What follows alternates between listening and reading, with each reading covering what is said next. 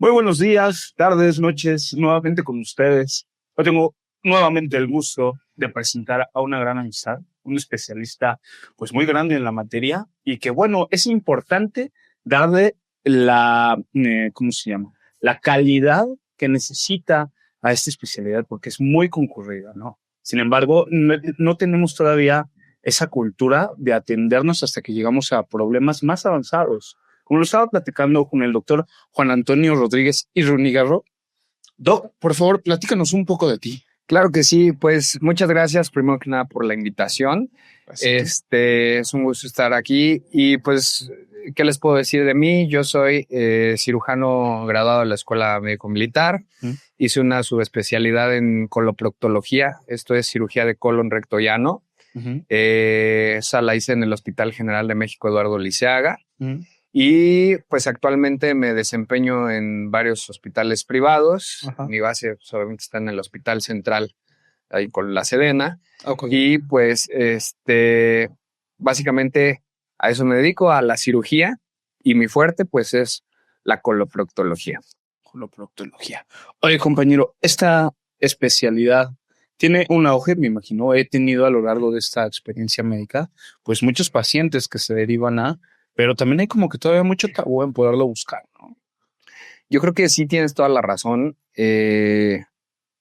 Por el tema de la región anorrectal, hasta la fecha sigue habiendo muchísima resistencia, ya sea por pena, por tabú. Justamente hace rato revisaba a un paciente que operé el viernes en la noche y hoy fue a consulta, iba con su esposa y ya en la consulta del paciente resultó que la esposa tenía síntomas, pero no quería ir por pena, ¿no? Entonces, justamente creo que además de la labor técnica como tal de resolver todo este tipo de enfermedades que llegan a afectar la zona, tenemos una labor más grande al tener que ir más allá a través de la prevención y la difusión, justo para que los pacientes o posibles pacientes en potencia pierdan ese miedo, esa pena. Y como se lo dije a la esposa del paciente hace rato, Sí. No es posible que por pena podamos dejar pasar algo muy grave. Sí. Y si estamos en tiempo de resolverlo, porque hay que tener algo bien claro, cuanto antes se diagnostique algo, digo, en general, como todo, lo peor es el cáncer, inclusive el cáncer, que es lo peor que podría pasar, cuanto antes se diagnostique, pues muchísimo mejor va a ser el pronóstico para el paciente. Por supuesto. Oye, platícanos un poco, en teoría, para que las personas que nos ven vayan orientando su sintomatología a poder visitar a un especialista como tú, ¿no? ¿Qué hace un especialista en coloproctología? Con mucho gusto. Un especialista en coloproctología se dedica principalmente a mantener la salud de colon, recto y ano. De manera muy general, el colon tiene forma, o intestino grueso, tiene forma de portería de fútbol. Inicia aquí, cruza, atraviesa y vuelve a bajar. Y hay que llegar al final, la base del poste izquierdo se convierte, se va haciendo más cerrado, se llama sigmoides y se une hacia atrás con el recto y el ano. Nuestra labor justamente es ir y tratar todo este tipo de padecimientos que pudieran llegar a estar asociados. Hay trastornos que nos competen específicamente a nosotros. Digo, tenemos valoraciones por los gastroenterólogos que tienen su mérito. Al final de cuentas son internistas, pero en ese sentido se quedan muy cortos comparados con nosotros. Dado que digo, ellos tienen que tratar hígado, otras partes, y nosotros estamos enfocados meramente en el tema colorectal, y esto nos permite, al ser cirujanos, también somos más invasivos. Entonces, no nos quedamos con la clásica colitis que llevas de años y tomas trimebutina y no se te cura. Nosotros vamos más allá porque puede ser que haya, por poner un ejemplo, una enfermedad que se llama disinergia defecatoria, que es una pérdida de la coordinación de los esfínteres. Tenemos dos esfínteres anales, el interno y el externo, y funcionan de manera alternada. Uno se contrae, el otro se relaja para que cuando aquí hay contenido, el otro está apretado y vas al baño, entonces uno se relaja y el otro se contrae, y ese es el mecanismo de la defecación. Claro. Por diversas causas, algunas personas pueden tener este tipo de alteraciones y entonces es como una pasta de dientes donde tú puedes abrir la pasta, la tapa, pero si no aprietas no va a salir el contenido. Sí, por supuesto. Puede ser al contrario, puedes apretar, pero si no abrimos la tapa, tampoco va a salir el contenido. Esa analogía es referente a una enfermedad que se llama disinergia defecatoria. Se clasifica, existen 4 tipos diferentes de disinergia y las causas y los tratamientos obviamente son diferentes. Ojo, esto el paciente no lo sabe. El paciente llega al consultorio diciéndote, ¿sabes qué? No puedo evacuar. Y es cuando vienen entonces, en el mejor de los casos, estos pacientes de varios años con estreñimiento, que han intentado todo, dieta y todo, y este es un tema que se trata con rehabilitación o con cierta terapia diferente o uno que otro medicamento y cambios en los hábitos higiénico-dietéticos, claro. Y es evidente que un medicamento jamás lo va a lograr. Okay. Y eso pues, a lo mejor por aquí ni les pasa una disinergia defecatoria. Sí, entonces, aquí es donde, por eso digo que es abismal la diferencia entre lo que podría tratar un médico general, un gastroenterólogo o inclusive un cirujano. Sí, es un mundo. De hecho, por eso son 2 años de subespecialización para hacer el tema de cirugía de colon y recto. Son 6 años de medicina, 4 años de cirugía y 2 años de colon y recto. Estamos hablando de un total de 12 años y pues obviamente eso nos da esa experiencia y ese conocimiento que nos permite poder identificar la causa. En el peor de los casos, retomando este ejemplo de estreñimiento crónico, tristemente me han llegado pacientes con colitis de 1, 2, 3 años, que se fue agravando y es un cáncer. Por lo mismo de no hacer... Porque no se atendió. El cáncer de colon y recto es un dato importante. Ocupa a nivel mundial el 2º lugar de muertes por cáncer, tanto en hombres como en mujeres. Es extremadamente común y le llamamos el enemigo silencioso. ¿Por qué? Porque al ser una víscera flexible, el intestino grueso, el cáncer, que es un crecimiento, crece hacia afuera y crece hacia adentro. Claro. Entonces, al interior del intestino empieza a crecer y no nos va a dar síntomas hasta que esto esté realmente crecido. Si está tapada la mitad, como tiene esa flexibilidad, el contenido puede pasar sin darme a lo mejor un poquito de estreñimiento que cada vez se va a ir agravando, ¿no? Aparte, esto fácil tarda aproximadamente, no sé, se está registrado unos 6, 8, 10 años en desarrollarse este tipo de cáncer. Y lo más frecuente es que el origen sea a través de un pólipo. Existen muchos tipos de pólipos. Ajá. Y justamente aquí, pues daremos entrada a lo que es la parte de la prevención. La prevención para el cáncer de colon y recto es a través de una colonoscopía. Una colonoscopía es un estudio donde primero que nada y lo que hay que saber es que al paciente se le duerme. Súper importante. Bien hecho el estudio, el paciente ni se va a acordar de nada y por ende no le va a doler absolutamente nada.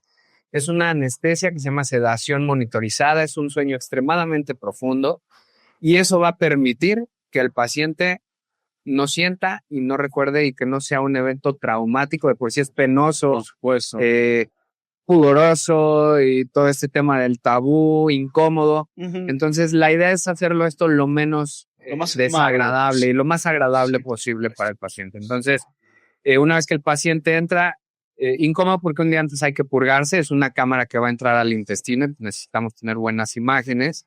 Entonces, dura aproximadamente 1 hora y la idea es revisar absolutamente toda la trayectoria hasta llegar a la parte inicial, que sería el ileum, ya el intestino delgado. Algunas veces nos metemos, a veces no. Se valora un poquito de intestino delgado, pero sería imposible valorarlo todo, no alcanza ni es muchísimo intestino, pero esa es la intención y esa es la prevención.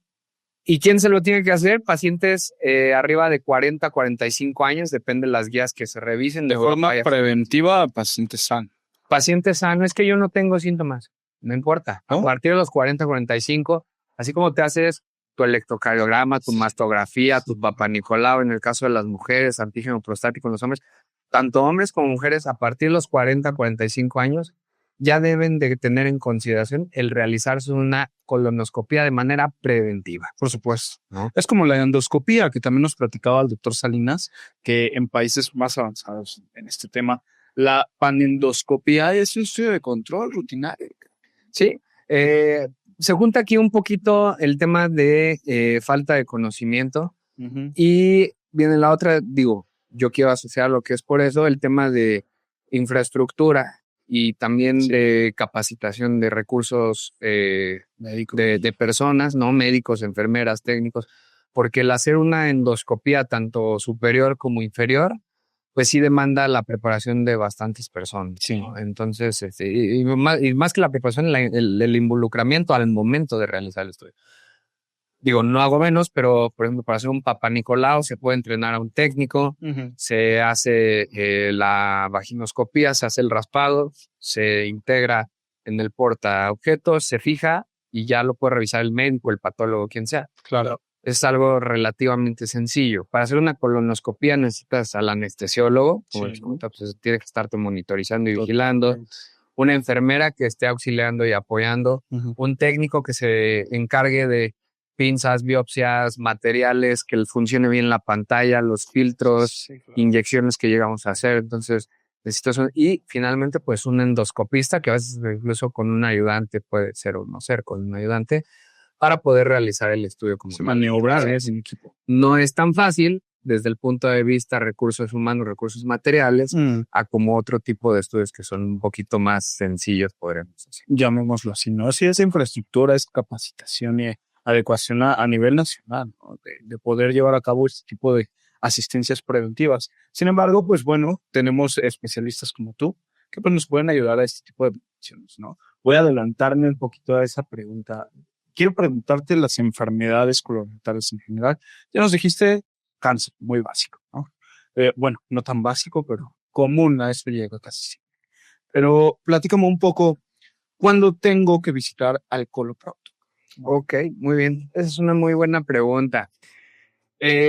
Vamos a visitar al coloproctólogo cuando yo no esté haciendo del 2 de manera normal. ¿Y cómo voy a saber lo que es normal? Bueno, vamos a definir la normalidad. Primero en tiempo, la normalidad es que todos vayan a hacer popó diario. Diario. La popó debe ser diario.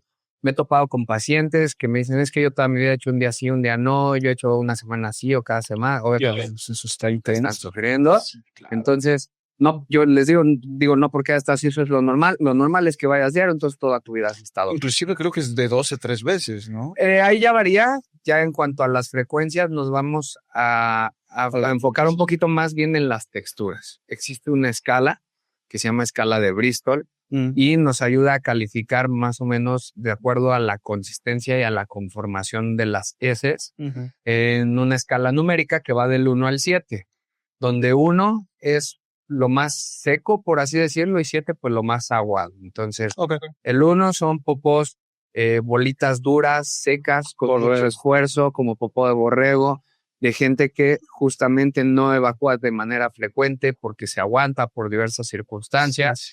Y entonces, ese es, no toman agua, no comen fibra. Entonces, ese es el Bristol 1, popó seca dura en bolitas. Después viene el Bristol 2, que ya es como un poquito más conformada, sin embargo, la consistencia es chiclosa como plastilina.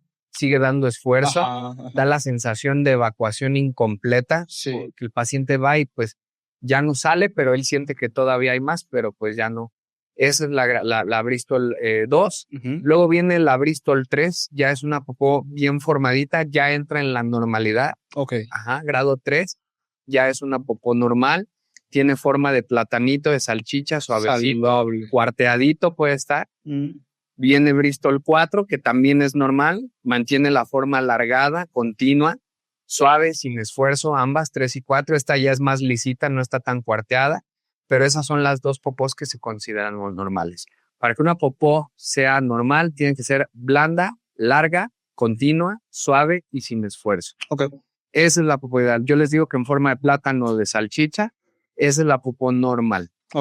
Todo lo que salga de eso, hay que acudir con un experto para determinar qué pudiera estarlo ocasionando. Fíjate. Si seguimos de la normalidad, ahí ya estamos, 3 y 4 es normal. Viene el 5, que ya es trozos delgaditos, sin esfuerzo, sin pujar, sin molestia, pero son muy pequeñitos, no mantienen esa conformación.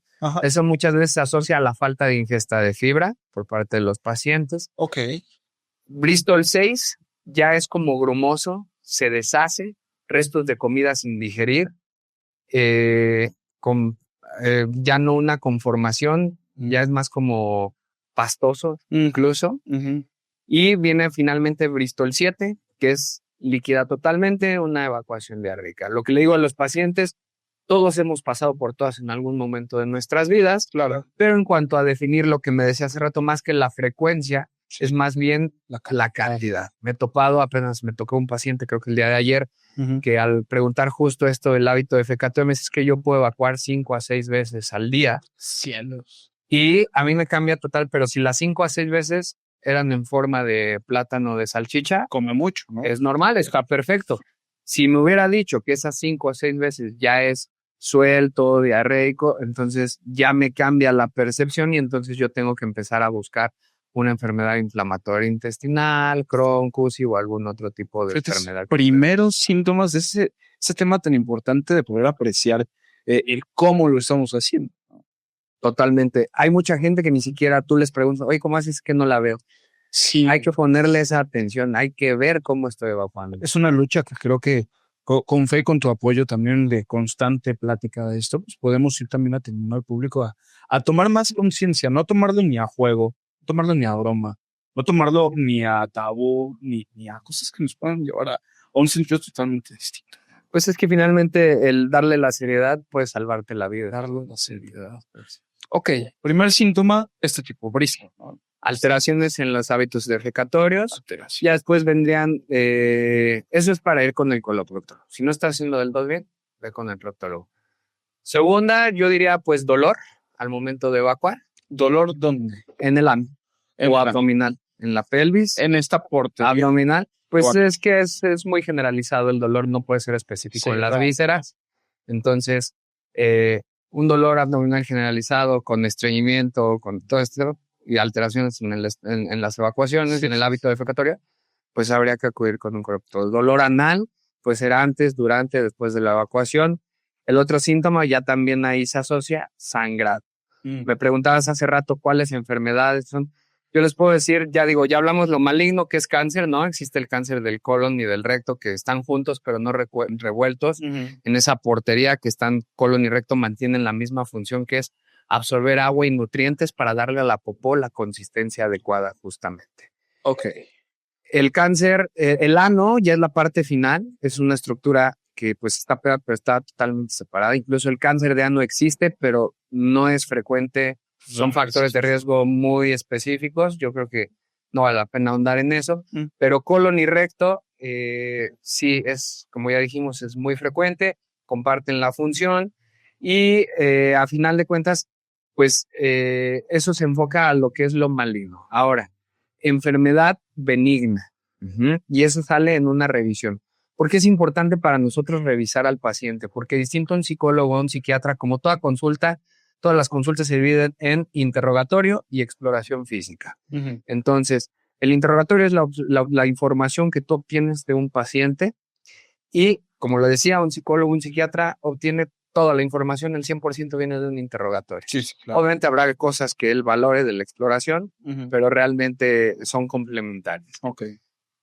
A un coloproctólogo yo he sacado más o menos esta proporción, no, por muy detallada que sea la explicación del paciente respecto a sus síntomas y a lo que él toca y ve y le ha pasado, no vas a pasar de un 10%. Ok. Hasta ahí llega. Por la explicación más detallada del mundo, 10%. El 90% del diagnóstico te lo va a dar la exploración física, la revisión. ¿Es incómoda, es molesta? ¿Sí? ¿Es dolorosa? No. Solo si tienes una enfermedad que te esté afectando, probablemente, pero justo por eso lo tienes que revisar.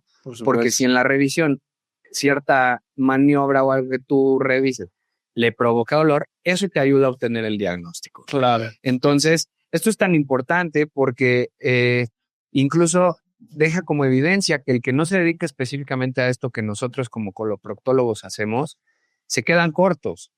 Existe un sobrediagnóstico, mal diagnóstico de enfermedad hemorroidal.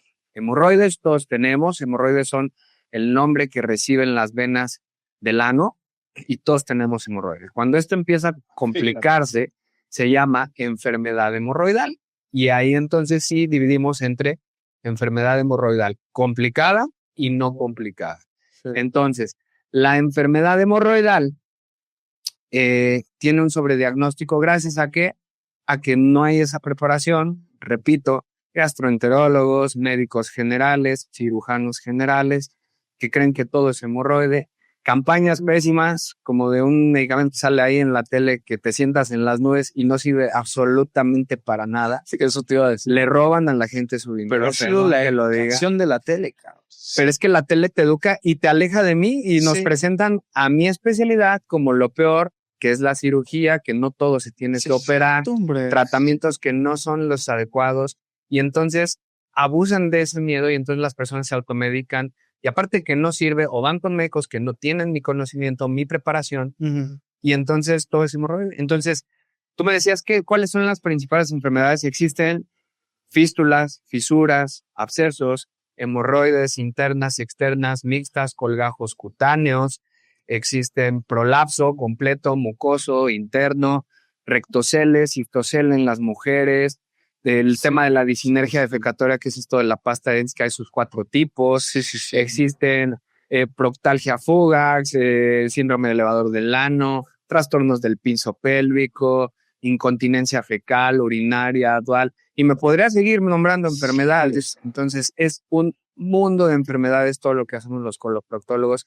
y justo en una revisión, tú puedes detectar eso y darle el tratamiento adecuado. Es por eso que cuando hay esos autodiagnósticos o malos diagnósticos, pues como que mejoran al principio, pero después no sé, porque justamente no están teniendo el diagnóstico adecuado con el tratamiento adecuado para la enfermedad que pues debe de requerir. Por supuesto. Oye, hombre, ¿desde cuándo? Porque ya, eso ya me parte del esperar a los 40 años.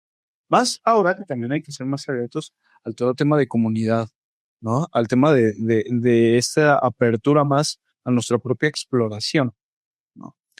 A partir de que debemos de visitarlos, porque no creo entonces que solo deba de visitarte si me siento mal. Pues realmente yo no pondría una edad, digo, salvo de lo que ya platicamos en el tema de prevención. Y la colonoscopia. En cuanto a colonoscopía, síntomas y demás. No hay una edad como tal. Yo creo que eso ya depende de cada quien. Si no tiene síntomas, pues hay gente, por ejemplo, que de manera rutinaria cada año se hace un check-up, independientemente de la edad que tengan. Entonces, pues influye un poquito la edad, influye un poquito también el acceso que tengan a la salud, ¿no?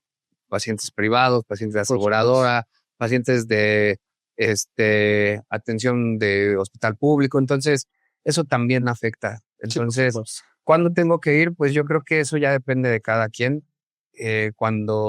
Conforme más se va cargando la balanza, pues con todo esto que ya platicamos, empieza a ganar más peso y debo de buscar un especialista en el área. Porque pues creo que mucho de lo que hablamos, yo creo que el 95% de las personas que pudieran estarnos viendo no lo saben, ¿no? Y entonces, yo creo que cualquiera puede ir al coloproctólogo a cualquier edad. Si es una persona que se preocupa por su salud, así como se hace un check-up, existe. De hecho, yo hago check-ups como parte de unas valoraciones justo que se dan. Y ahí es donde yo detecto y obviamente pues ya consigo a los pacientes para poderles dar seguimiento. Y ¿esto lo ves en tu consulta? Esto yo lo veo en mi consulta privada. ¿No? En mi consulta privada, que es como parte del tema de prevención. Perfecto. Y este check-up pues, nos ampara, si bien no a descartar todas las enfermedades, yo puse 5, ¿no? Si no bien todas, pero nos ayuda a ampliar un poco el panorama, ¿no? Totalmente. Y aquí lo importante pues es que la gente sepa que existe mi especialidad, que no es ir con el gastro, ¿no? Muchos se confunden. A lo mejor el tema de gastrocirujano, ¿no? Que te operan de la vesícula y de la... Los gastros son internistas, los que operamos somos cirujanos, nos dicen gastrocirujanos también. Y dentro de estos estamos los coloproctólogos, que obviamente operamos todo lo del gastrocirujano, vemos lo del gastro y aparte vemos específicamente. Y me ha tocado pacientes que se dirigen a ti, que entran con un gastro y al final te tienen que llamar por la alta especialidad que se tiene. Totalmente de acuerdo. Y es peor porque pues ya son pacientes que te llegan muy toreados. Entonces, ahí te enfrentas a 2 cosas. 1, la poca respuesta al tratamiento y 2, el estado emocional y de confianza que pudiera llegar a tenerte el paciente, ¿no? Porque tú quieres dar un tratamiento que él ya tomó, pero pues no se lo dieron como era, entonces tienes que convencerlo de que ahora sí lo va a tomar y le va a funcionar porque así no era la prescripción. o a lo mejor ni siquiera es un medicamento. Entonces, es difícil, pero digo, hasta ahorita he solucionado muchos casos, a los pacientes les va súper bien. Y creo que aquí lo más importante y el mensaje, al menos de venir conmigo, los pacientes con enfermedades digestivas terminan acostumbrándose a vivir con dolor. Terminan acostumbrándose a no ir al baño, terminan acostumbrándose a todo, ignorar las señales, ignorar a su cuerpo, ignorar el sangrado. Sí. Entonces, la gente tiende a acostumbrarse y a normalizar. Eso está muy mal. Hay que aprender a hacerle caso a tu cuerpo, claro, a entenderlo y buscar al especialista correspondiente y adecuado para que te pueda dar el diagnóstico y con ello el tratamiento adecuado. Entonces, yo creo que ese es el mensaje. Escuchar a tu cuerpo, hacerle caso y atenderlo. No creer que, no normalizar que el vivir con dolor, el vivir con sangrado, porque al final, gracias a Dios, todos los pacientes que he visto, afortunadamente hasta el día de hoy, mi objetivo, y como yo se los digo cuando los conozco en la consulta de primera vez, es regresarle su calidad de vida. Porque un paciente que sangra y que está preocupado internamente, o que no evacúa, o que le duele, que está estreñido, es un paciente que vive de malas, que tiene problemas en el trabajo, que tiene problemas con la familia, que no es feliz, tienen temas psicoemocionales. Entonces se vuelve un círculo vicioso donde hay que romper. Entonces, al final mi intención es que el paciente recupere su calidad de vida, que pueda comer de todo, que aprenda a vivir, a comer, a cambiar sus hábitos, a mejorarlos, que coma de todo, que se cuide con restricción, no con prohibición, de tal forma que el día que tú vas a una reunión, te sale una cena, una fiesta, pues probar poquito, pum, y te has estado cuidando, no te va a caer mal, y al día siguiente te sigues cuidando, ¿no? Entonces, justamente eso es lo que yo trato con mis pacientes, regresarles su calidad de vida. Ya se acabaron esos doctores de hace 1000 años que no, y no picante, y no alcohol, y no esto, y no cigarro, y sin ni medicina. Entonces yo al inicio, si las uso, ahí las voy llevando. Al final mis pacientes quedan sin medicamento y comiendo absolutamente de todo. Obviamente habrá enfermedades muy puntuales donde sí habrá que tener ciertos cuidados específicos. Digo, ya nombré enfermedad inflamatoria intestinal, Crohn, CUSI, que digo, no se diagnostican así en una revisión, pero es parte también de lo que abordamos como coloproctólogos. Y entonces, pues yo creo que esa es la importancia, recuperar tu calidad de vida y eso te va a mejorar en todos los aspectos. Sí, oye, yo quisiera hacer unos dirigidos a estas preguntas, temas a 5 padecimientos, son como los que yo más he visto en atención a pacientes que nos han llegado, que es uno principal, ya hablaste un poco del tema de enfermedad morbilidad. Enfermedad morbilidad.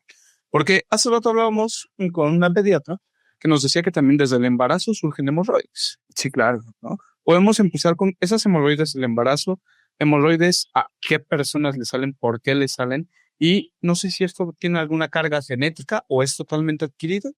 Ok, la enfermedad hemorroidal, como todas las enfermedades, hasta hoy en día no podemos atribuirle al 100% una causa. Algo que a mí me gustaría dejar claro desde el principio es que todos estos se llaman factores de riesgo. Y vale la pena aclarar que hay pacientes que no tienen ninguno y les sale, y hay quien tienen todos y no les sale. Entonces, hay gente que se cuida, hay gente que y le sale. Hay gente que no se cuida y le sale. Y obviamente también hay quien se cuida y no le sale, y quien no se cuida y sí le sale. Entonces, tenemos un poquito de carga genética, ¿no? Y esto va un poquito orientado más a las dos principales causas que podrían llevarte a una enfermedad hemorroidal. Y muchas se explican con los ejemplos que tú mencionabas. La primera son defectos de la colágena. La colágena es una proteína que le da resistencia, estructura y sostén a todos los tejidos del organismo. Esta colágena puede ser que de nacimiento ya la tengas deficiente. Ahí hay una enfermedad que voy a tocar nada más tantito, se llama herniosis. Todas esas hernias inguinales, umbilicales y atales. Una hernia es un espacio que se generó donde no debería de estar y a veces se mete algún otro órgano, intestino, sangre, grasa o alguna otra cosa. El estómago, en las hiatales, se mete en un orificio donde no debería de estar ese orificio. Entonces, eso me habla de una laxitud, un tejido que no tiene esa resistencia y que está muy aguado. Entonces, puedes nacer con colágena deficiente. El tabaquismo te disminuye la colágena. La calidad. Puedes dejar de fumar y va a mejorar un poco, sí, claro, pero pues ya te la afectaste. Ok. Enfermedades como tal de la colágena, síndromes, Ehlers-Danlos, algunas enfermedades, la gente que es así como súper flexible, que se disloca y se laca. Sí. Esos, obviamente, nos habla de que la colágena no está al 100% con esa resistencia que restringe y da estructura y sostén. Y finalmente, la edad. Por eso salen arrugas, por eso todo el tejido empieza con el paso de la edad, eso es inevitable, la colágena cada vez va a ir perdiendo su calidad. Por supuesto. Entonces tenemos el cajón de colágena y viene el otro cajón que es aumento de la presión intraabdominal. Todo lo que me lleve a aumentar la presión dentro del abdomen, principalmente pues estreñimiento crónico, el embarazo. Dentro del mismo embarazo, aunque haya sido cesárea, pues ya el simple hecho de estar embarazada aumentó la presión. El parto, obviamente, las exacerba de manera importante. Entonces, si fue embarazo y parto, pues todavía mayor factor de riesgo. La obesidad. Pacientes que hacen mucho esfuerzo, que cargan cosas muy pesadas, tienen que aumentar la presión en el abdomen. Pacientes con cirrosis, que tienen ascitis. Entonces, finalmente, pacientes con asma o con EPOC que están tose y tose, cada vez que tosen aumenta la presión en el abdomen. Entonces, pues, si tú juntas esas dos cajas y las empiezan a favorecen que en algún punto puedas desarrollar enfermedad hemorroidal. Entonces, a eso obedece principalmente la enfermedad. Pero repito, como hay quien pueda tener todas o algunas, hay quien no tiene nada, pues salir o no salir, también depende mucho de eso. Ok, junto con esto también me llama la parte del prolapso rectal. Prolapso rectal, ahí es justamente, digamos que el intestino tiene varias capas y justo esa colágena las mantiene unidas como en anillos de manera circunferencial. Y justo el prolapso es cuando la mucosa, que es el recubrimiento interno de los órganos, en este caso el recto, se voltea como un calcetín. Entonces queda el envase adentro y el recubrimiento interno se sale o se puede salir todo. Por eso decía hace rato, es un prolapso mucoso o un prolapso completo. Y también mucho de ello obedece a, es peligroso porque a veces no se puede reducir y eso se muere y sangra y entonces hay que quitarlo. Se puede dar, es incómodo porque da incontinencia, hay popó, mancha, hay una pérdida de relajación, más bien del control en los esfínteres por el mismo prolapso. Entonces, no es una entidad tan frecuente, ¿no? Y sí es más un tema como hay enfermedades que te pueden llevar al prolapso, ¿no? El paludismo ¿En serio? ¿Por qué? Porque te pueden llevar a un megacolon y eso como que debilita y entonces con el esfuerzo se puede haber hasta un prolapso. Por supuesto. También quiero entrar en esta parte. Me voy a adelantar y iba a tocar el tema de los desgarros perianales. Ok. Quiero tocar también esa parte a lo mejor dirigida a la sexualidad, ¿no? Sí, claro. Que hay que tener algún control. Digo, hablando del tema, siendo que en realidad es una práctica común, pero también saberla llevar también evitar y prevenir esto, ¿no? Eso es una cosa que definitivamente muchas personas no se atreven a preguntar y es de suma importancia hablarla. Desgarro es la ruptura de un músculo. Vamos a entender que aquí los esfínteres y la región rectal está formada totalmente por músculo y esa ruptura pues es por someterla a una presión excesiva, ¿no? A un estiramiento excesivo. Cuando hablamos del tema de relaciones, pues entonces, ¿qué es lo que tenemos que tomar en consideración? Que se deben de tomar ciertas medidas para evitar que esto pueda presentarse, ¿no? Esto nos puede llevar a la fisura. La fisura también es una ruptura nada más de la piel sin llegar hasta el músculo y también da dolor. Obviamente eso hace que se apriete y se cae en un círculo vicioso. Ahora cuando va al baño se lastima y se vuelve a apretar y entonces necesitan ir con un experto para que te dé con medicamentos, relajantes musculares, baños de asiento, medidas, medicamentos para cicatrizar y esto vaya mejorando. Ahora ya en tema de decir desgarro, pues obviamente el tema ya tiene que tener una reparación quirúrgica dependiendo del grado de desgarro. Hay unos que nada más se dan con medicamentos y se pueden ver. Pero al final lo que nos lleva a esto es la mala práctica. Entonces, medidas generales para una buena práctica. Esto aplica tanto para hombres, para mujeres. Hoy en día cada vez hay mayor apertura, gente de la comunidad, gente que no es de la comunidad LGTB. Sí, claro. Entonces, realmente es un tema que se tiene que hablar, que no es específicamente de hombres, que no es específicamente de mujeres. Yo creo que es un tema para todos. Sí, claro. Y que si en algún momento alguien tiene la inquietud o la intención de explorar su cuerpo y lo que le gusta y lo que no le gusta, pues que lo haga de la mejor manera, ¿no? Y entonces yo creo que lo primero que hay que saber es que si hay dolor, hay que detenerse. Claro. ¿No? Entonces es una experiencia que se trata de disfrutar, no de sufrir. Entonces el mismo cuerpo hay que hacerle caso. Si durante la práctica empieza a haber un dolor, pues tenemos que definitivamente depender. Claro. Que se requiere también mucha paciencia y preparación. Primero desde el tema desde el punto de vista, en el tema de higiene.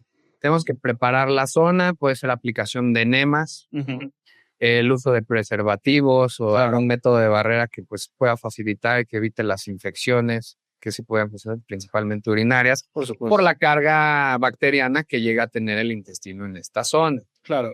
Segundo, en el caso de las mujeres, pues no combinar, ¿no? Si es de vaginal, anal, pues obviamente no es lo recomendable. A menos que haya un baño, un lavado de por medio para que eso no puede llevar a infecciones.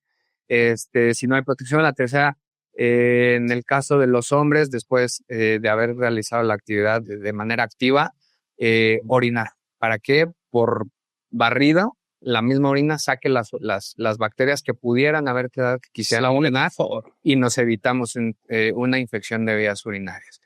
Después viene ahora sí ya como tal en el acto la preparación. Tiene que haber siempre es lo que yo les digo a todos mis pacientes y la recomendación es lubricante en exceso. Lubricante base agua, puede tener sabor, puede no tener sabor, pero tiene que ser base agua. Hay muchos lubricantes o gente que ya me han llegado pacientes que se les ocurre el acondicionador del pelo. Recordemos que ese es un álcali. La crema tiene sustancias que podrían llegar a irritar, lastimar y producirnos lejos de un placer, nos llevarían a tener una lesión. Sí, claro. Entonces, si algo tiene que haber en exceso es lubricante. Base agua, no saliva, no que champú, jabón. No. Tiene que ser un lubricante. Sí. Después de esto, hay que llevar a cabo una dilatación progresiva y lenta, por eso les decía muchísima paciencia.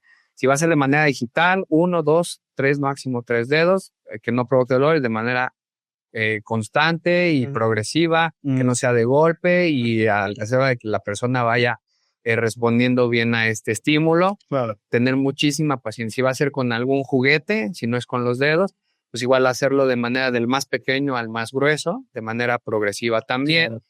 Y evitar también los calibres que sean exagerados. Prácticas también como este tema del fisting. Sí. Por eso la verdad es que le hacen un daño enorme al cuerpo. Sí, el fisting es cuando introducen toda la presión. Son prácticas ya muy extremas. Sí. Y pues obviamente no son recomendables, ¿no? Sí. Digamos en grosor, pues yo creo que no más allá del grosor de un miembro grande, ¿no? Ya cada quien define lo que es grande para nadie.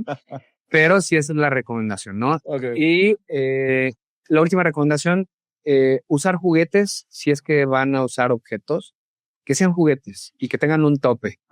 No sabes la cantidad de pacientes que me ha tocado extraer objetos extraños. Lo más común son pepinos, botellas. Es que genera vacío.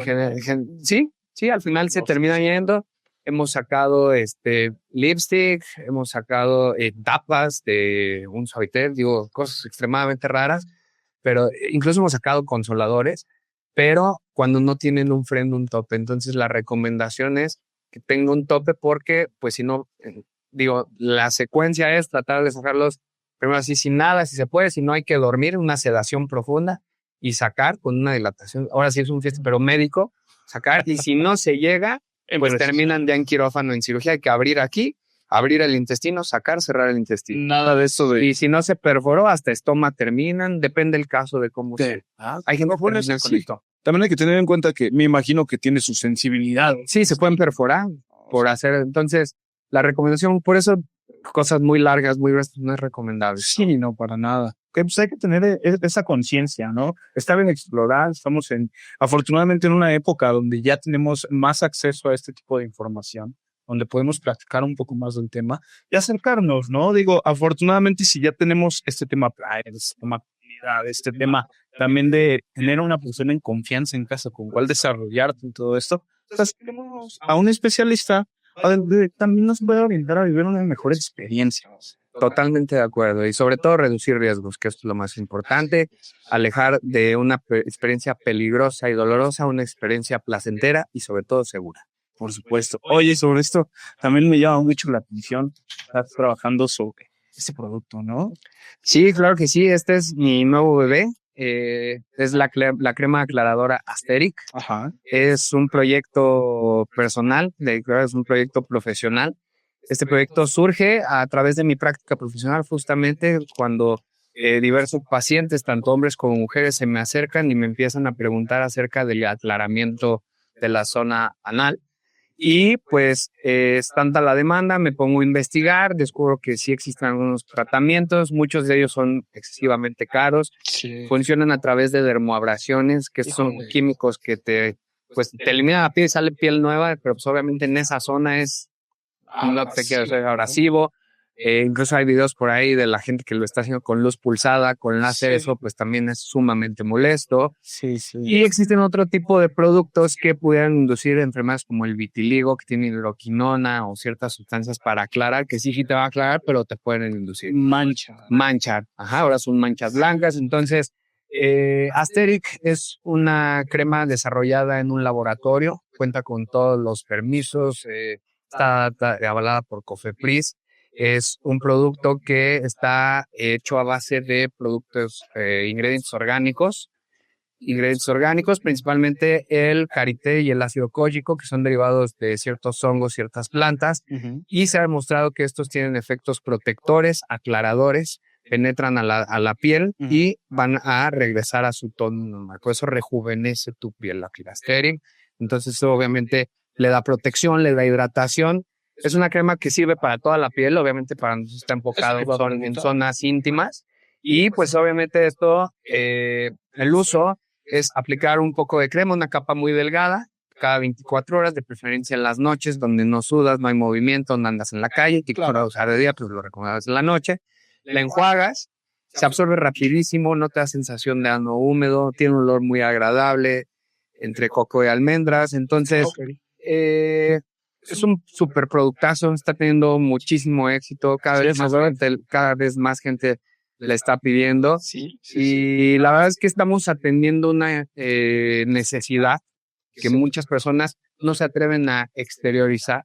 Muchos quieren, pero no preguntan. Tenemos compra, no salen sus datos, pueden comprar, nadie se va a enterar. Y al final esa es la idea, dar a la gente, vuelvo a lo mismo, regresarles cubrimos muchas inseguridades, mucha gente y agarran esa confianza porque estamos eliminando esa inseguridad que pudieran llegar a tener. Ya cada quien le da el uso que quiere, tengo pacientes, incluso amigos que en axilas, ingles, labios, un amigo ginecólogo lo usa con sus pacientes en los labios. Por supuesto. Entonces, el tema de cara, la mamá de un amigo me acaba de comprar una, entonces es un súper productazo, la verdad es que está clínicamente comprobado, los ingredientes son, como les digo, de origen natural y no hay efectos secundarios, es hipoalergénica, y la verdad es que pues es algo sumamente innovador y que pues pueda a muchos resolverles algo que ahí me han venido arrastrando y darles esa felicidad y esa confianza en sí mismo para poderla recuperar. Si muchas personas pueden invertir una gran cantidad en cirugías, en estas luces pulsadas y todo esto, esa es la oportunidad de probar algo más noble para su cuerpo. Hay que dentro de todo ir probando cosas que nos puedan ir ayudando. Y digo, qué bueno que dices axila y todas las zonas del cuerpo. Zonas íntimas en general y obviamente, pues yo lo que les digo, si te lo puedes poner no lo puedes poner en cualquier lado, ¿no? No va a haber más piel más delicada que eso, entonces meramente es eso. Sí, tienes razón. Pues amigo, qué gustazo también ver este detalle, qué bueno que estés entrando tanto en este nuevo mundo, hay que decirlo, ¿no? En nuestra nueva época, y también que tomes esta especialidad tan necesaria y tan oculta por mucho tiempo, ¿no? Sí, pues es la intención. Cada vez más personas quiten esos tabús, quiten esa pena, quiten esos miedos, se preocupen por su salud, que se preocupen por su imagen, ¿no? Y podemos darle por todo, ¿no? Ya sea el tema médico, de enfermedad o hasta estético, si así lo desean, pues con muchísimo gusto yo aquí estoy para hacer.